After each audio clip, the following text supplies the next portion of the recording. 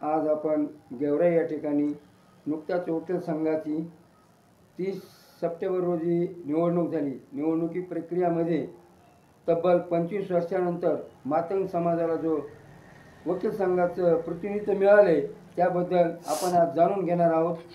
जे वकील संघाचे नुकतेच उपाध्यक्षपदी विराजमान झाले असे ॲडव्होकेट सोमेश्वर कारके यांचं मनोगत जाणून घेणार आहोत। सर्वप्रथम ते आपला परिचय देतील।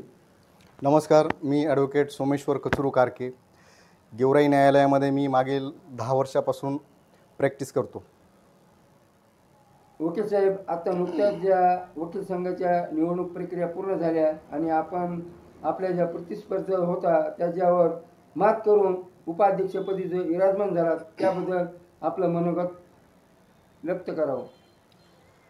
नुकत्याच पार पडलेल्या गेवराई वकील संघाच्या निवडणुकीमध्ये माझे मार्गदर्शक माझे सीनियर ॲडव्होकेट AM सुतार तसेच शरद काळे यांच्या मार्गदर्शनाखाली मी वकील संघाच्या उपाध्यक्षपदासाठी फॉर्म भरला होता आणि त्यांच्या मार्गदर्शनाखाली ही संपूर्ण निवडणूक प्रक्रिया मी पार पाडली आणि जे काही वकील संघातील ज्येष्ठ आणि कनिष्ठ विधिज्ञ होते त्या सर्वांच्या गाठीभेटी घेऊन त्यांचं सर्वांचं मत जाणून घेतल्याच्या नंतर मला असं जाणवलं की ह्या निवडणुकीमध्ये आपला विजय निश्चित आहे।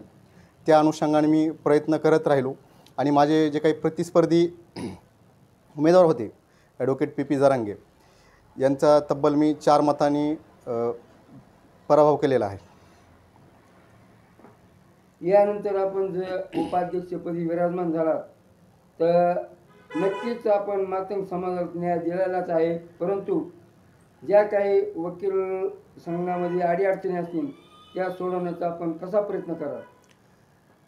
मी गेवराई वकील संघाचा उपाध्यक्ष म्हणून जे काही वकील बांधवांच्या ज्या काही अडीअडचणी असतील, न्यायालयीन कामकाज करताना जे काही अडचणी येतात, तसेच इतर कार्यालयामध्ये तहसील असेल, पोलीस स्टेशन असेल, रजिस्ट्री ऑफिस असेल, या ठिकाणी वकील बांधवांना न्याय कसा मिळेल आणि त्यांना आदराची वागणूक कशी मिळेल ह्याचा मी पुरेपूर प्रयत्न करेन।